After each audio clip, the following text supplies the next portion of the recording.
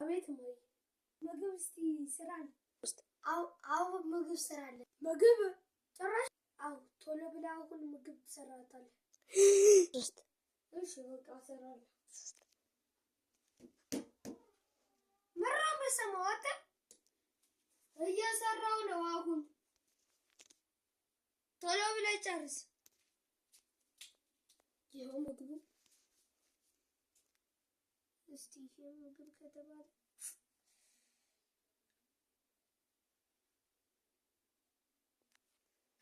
ይጣፍጣል እስቲ